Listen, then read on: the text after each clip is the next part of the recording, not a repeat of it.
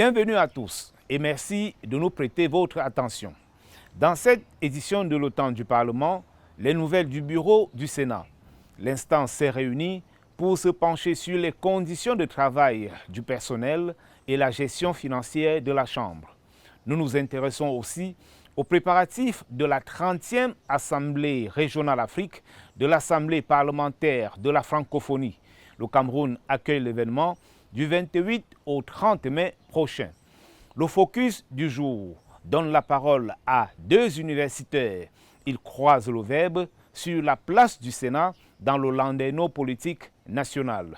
Nous nous intéressons également à l'intercession et aux préparatifs de la session de juin. Ce sera avec notre invité, l'honorable Koupit Adamou. Il est député à l'Assemblée nationale.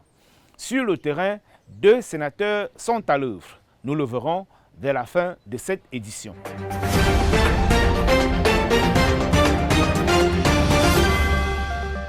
Le bureau du Sénat vient de se réunir au Palais des Congrès.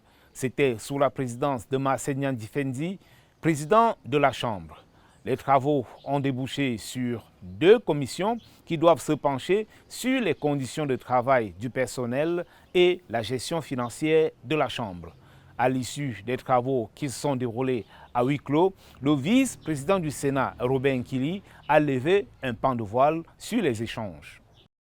D'abord, nous avons été très heureux d'accueillir notre président. On était tout sourire. C'est une réunion spéciale. Le bureau, il ne se réunit pas tout le temps. C'est la première réunion depuis un an pour examiner deux questions fondamentales. D'abord, les questions de personnel, pour voir si le nombre de personnels exerçant ici est en bon ordre, si ce personnel est bien entretenu, parce que le président de la République insiste là-dessus, et le président du Sénat le met en œuvre. Deuxièmement, les questions de fonctionnement de la maison, au plan budgétaire. Est-ce que le budget permet que les choses aillent bien? Est-ce que les conditions de travail des sénateurs, des membres du bureau, des hauts responsables du Sénat, est-ce que ces conditions sont les meilleures? Son Excellence, M. Marcel Difendi, a tenu à examiner tous ces aspects lui-même. Nous pouvons dire à la fin que la réunion a été magistrale. Elle a été magistrale parce que toutes les questions posées ont eu des suites favorables. Le secrétaire général a rassuré tous les membres du bureau et nous pensons qu'avec la suite, et qui commencera bientôt, on a mis en place deux commissions, eh bien, il y aura amélioration continue du travail au Sénat et le Sénat pourra donc jouer un rôle majeur qui est attendu de tous les Camerounais et de toutes les Camerounaises. Nous irons au fond des petits problèmes qui surgissent ça et là. Nous irons au fond de la recherche de solutions pour améliorer même la texture, il ne sera pas oublié.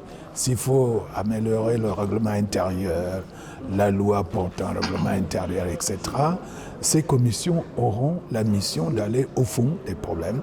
Dans tous les cas, ce que je peux dire, c'est que le président du Sénat attend le résultat de ces commissions dans les 15 jours pour aller de l'avant dans l'amélioration des travaux du Sénat.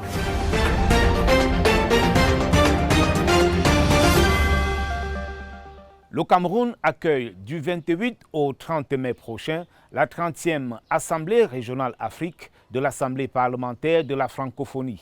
La deuxième réunion préparatoire vient d'avoir lieu à Yaoundé sous la présidence de Hilarion Eton, premier vice-président de l'Assemblée nationale et président du comité d'organisation. Dans la perspective de la tenue du 28 au 30 mai prochain à Yaoundé de la 30e Assemblée régionale d'Afrique de l'Assemblée parlementaire de la francophonie, les sous-comités mis en place sont présentés à la Commission générale de coordination présidé par l'honorable Hilarion Eton, le chronogramme de leurs activités assorti de projets de budget. Il était question de donner du contenu à l'ensemble des commissions préalablement identifiées et dont les responsables ont été installés le 23 avril dernier. 2 thèmes ont été retenus pour la régionale en coordination avec le secrétariat général de l'Assemblée parlementaire de la francophonie. Déjà, premier thème, recours au dialogue politique et fonctionnement des institutions étatiques. Thème numéro 2, la diplomatie parlementaire, quelle utilité pour l'Afrique francophone? Au total, 11 sous-comités à pied d'œuvre pour la bonne organisation et la réussite de ce grand rendez-vous qui contribuera non seulement à renforcer la diplomatie parlementaire dans la sous-région, mais également au rayonnement de notre pays à l'échelle internationale. Je tiens à préciser que cette diplomatie parlementaire n'est qu'une déclinaison de la diplomatie camerounaise telle qu'elle est définie par M. le Président de la République. Il ne s'agit que d'une déclinaison, un prolongement parlementaire de cette diplomatie-là. C'est pour ça qu'il est très important d'avoir avec nous les représentants et de la présidence de la République et du ministère des Relations extérieures qui sont des spécialistes, qui sont des opérationnels de cette question-là. Il s'agit pour le Cameroun de relever un autre grand défi, moins d'1 an après la tenue des assises du Commonwealth. Les travaux de la 30e Assemblée régionale Afrique de l'Assemblée parlementaire de la francophonie sont supervisés par le président de l'Assemblée nationale, le très honorable Kavaïgué Djibril, et impliquent tous les parlementaires, les responsables des différentes administrations et la société civile. Une centaine de délégués issus des différentes sections régionales sont attendus à ces assises.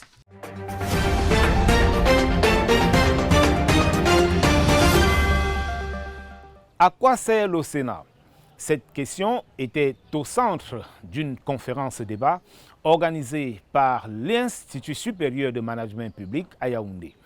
Débat inspiré d'un article paru en 2023 dans une revue scientifique française. L'article en question s'interrogeait sur l'opportunité du bicamérisme dans un contexte où les États sont confrontés à de nombreux défis. 2 universitaires ont échangé leur point de vue sur le sujet.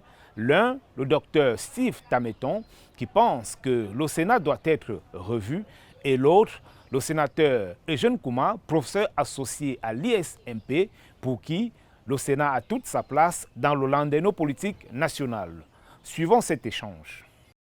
Le Sénat, au regard de ses compétences législatives, notamment en matière d'initiative des projets de propositions de loi, en matière d'amendement des propositions de loi, que ses pouvoirs législatifs sont extrêmement aménusés ou alors neutralisés. Dans son essence, si le Sénat représente les collectivités, eh bien, on peut avoir le sentiment que certains sénateurs ou bien l'institution sénatoriale semblent très loin des préoccupations des collectivités territoriales décentralisées pour 2 raisons. D'abord, parce que parfois, la plupart des sénateurs d'abord ne sont pas tous élus. Certains sont nommés par le président de la République, selon les proportions que nous connaissons.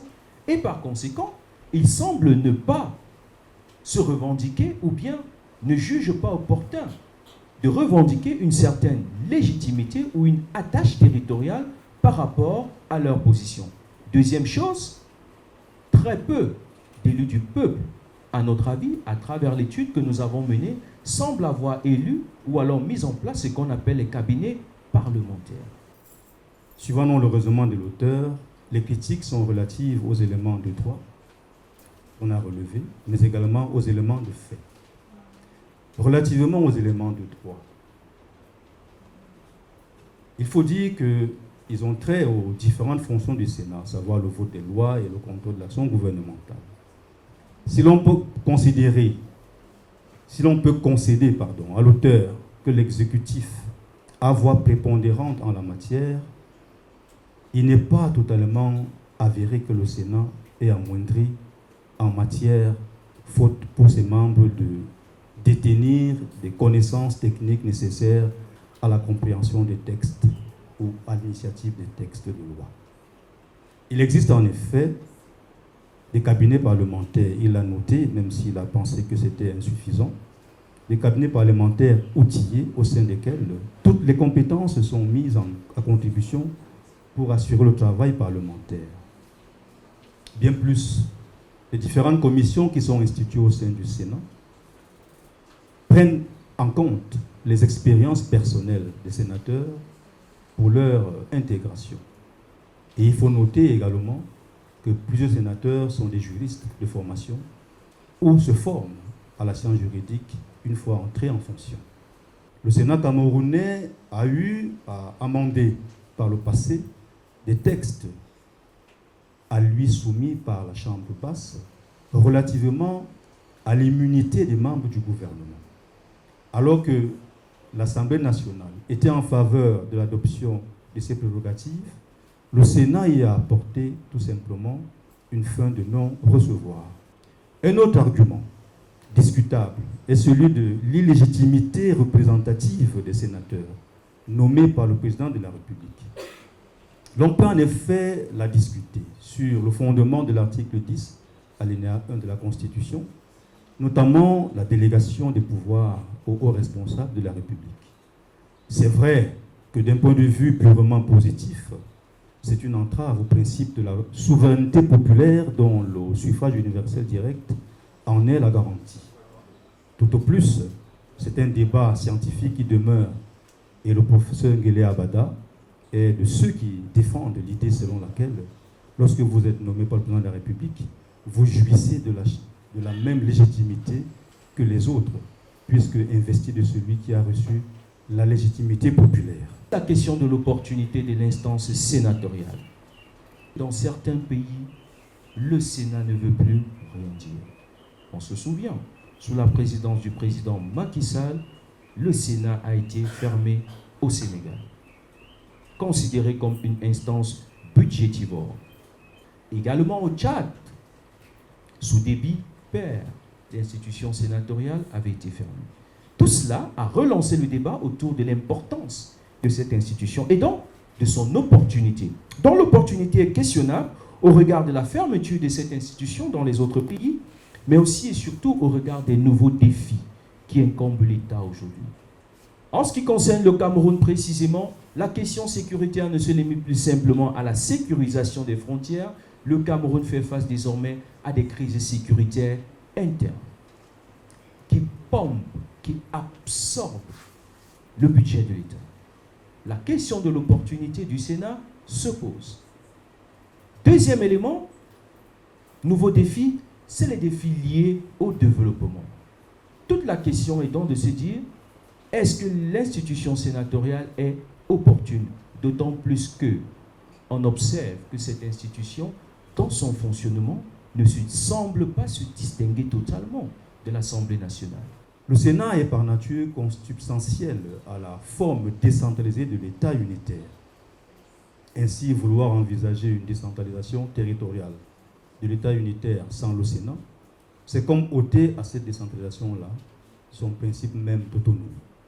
Cela dit, l'hypothèse d'un renforcement de l'exercice démocratique grâce au Sénat, du fait du dualisme législatif par rapport au monisme législatif, tient en une seule formule, celle énoncée une fois de plus par Montesquieu, qui dit « Le corps législatif étant composé de deux parties, l'une enchaînera l'autre par sa faculté mutuelle d'empêcher. » Le gain démocratique généré par l'avènement du Sénat est alors constitué par l'affirmation du Sénat comme contre-pouvoir.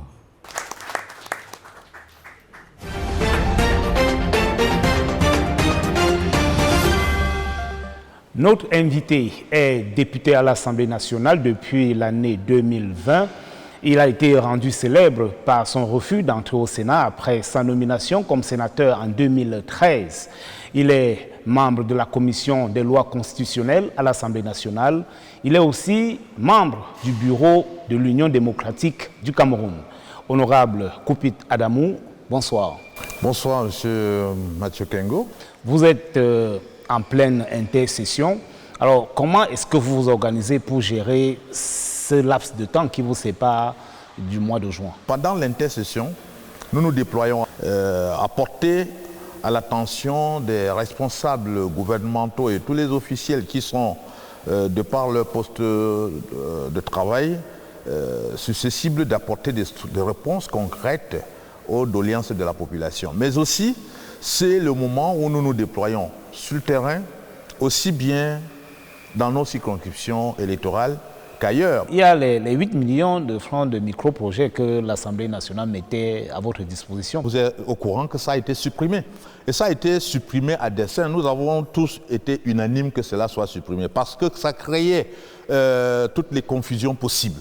C'est chacun qui s'attendait à ce que le député vienne dans son quartier, dans son village, réaliser, soit construire une salle de classe, creuser le puits, faire ceci, faire cela, même goudronner les routes.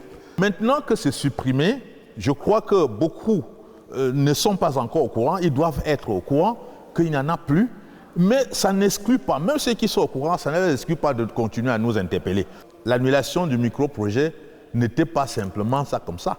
On avait dit effectivement parce qu'on tient un mandat politique et qu'on tient ça des électeurs, lesquels électeurs n'ont pas encore suffisamment été formés et informés sur le rôle du député, du parlementaire.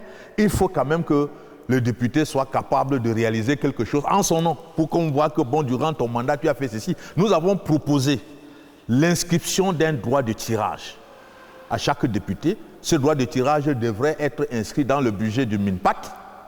Donc, on peut dire que le député, vous avez 100 millions de droit de tirage.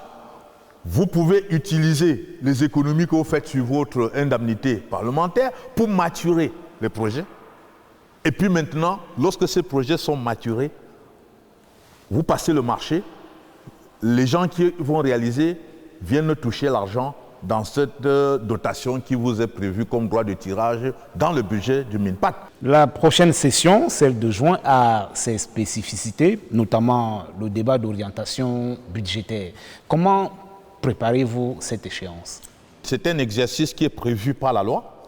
Le gouvernement doit transmettre au Parlement le document de cadrage budgétaire à moyen terme, plus 2 rapports.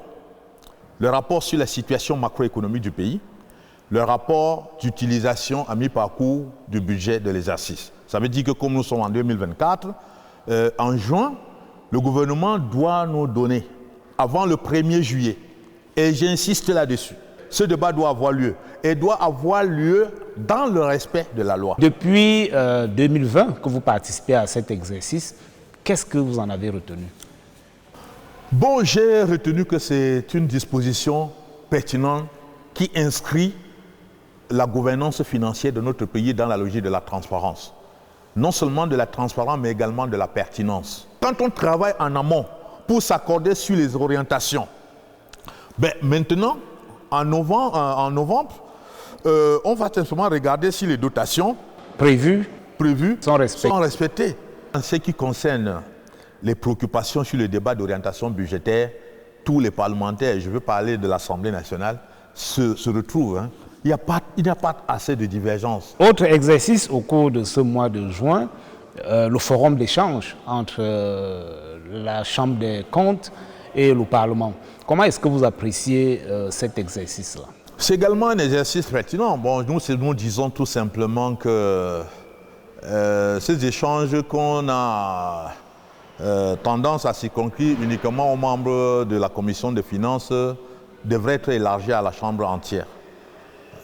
Parce que la Chambre de comptes vient échanger avec eux sur l'état des contrôles de gestion des comptes de l'État.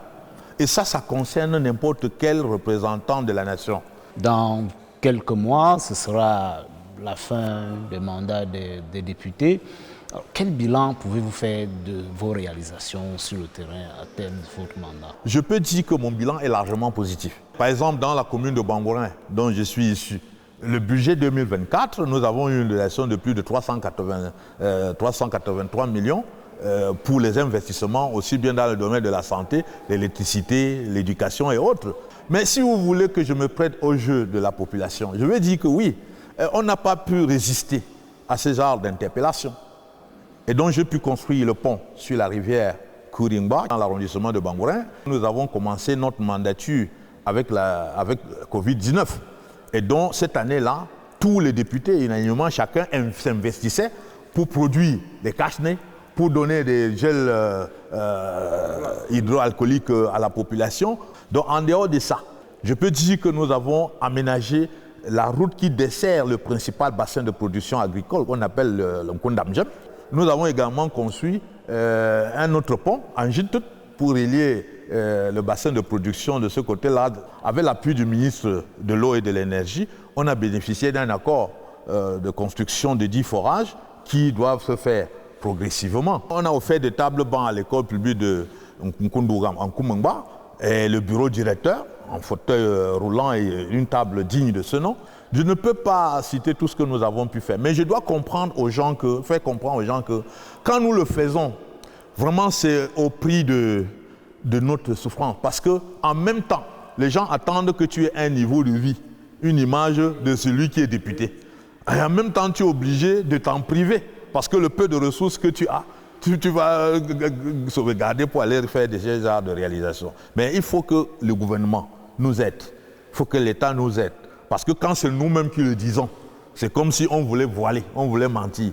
Il faut que le gouvernement engage une véritable campagne de sensibilisation et d'information de la population à l'effet de bien comprendre et d'assimiler le rôle du parlementaire. On espère que vous avez été entendu, honorable. Merci d'avoir accepté notre invitation. Je vous remercie de l'opportunité que vous m'avez donnée dans le cadre de cette grande mission.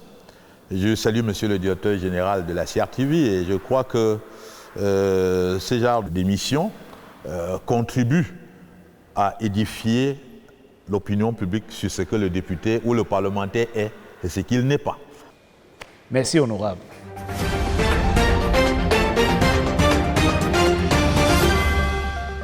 Après son élection comme questeur au bureau du Sénat, Grégoire Mbamba, sénateur de la région du Sud, vient d'avoir droit à une célébration de grande ampleur pour marquer l'événement.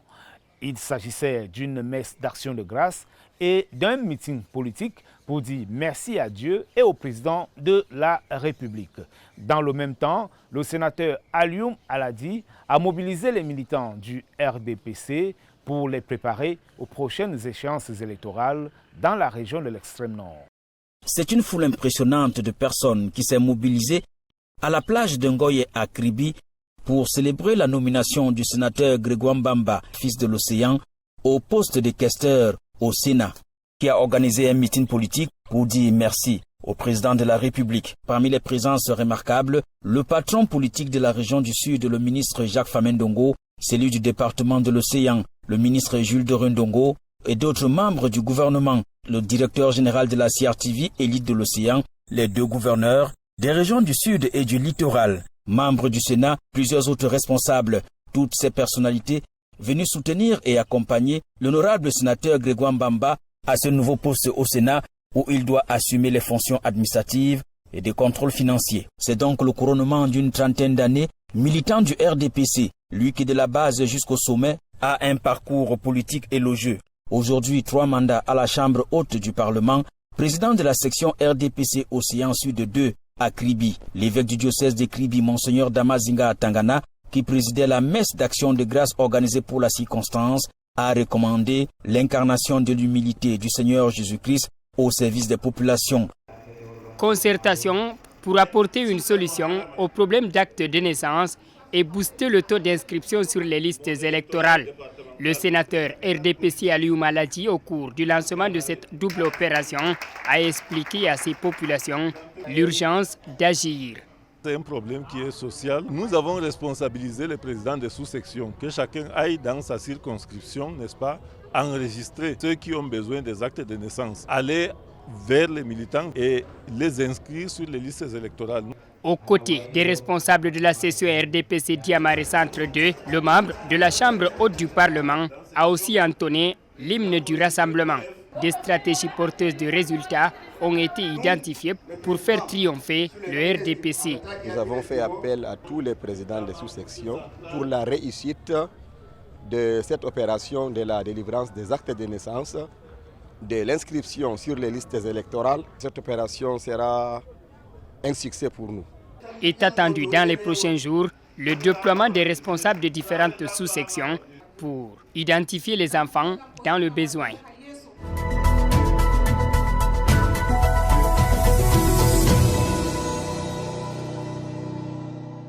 C'est la fin de cette édition de l'Automne du Parlement. L'émission est diffusée un jeudi sur deux après le journal télévisé de 20h30 sur la CRTV.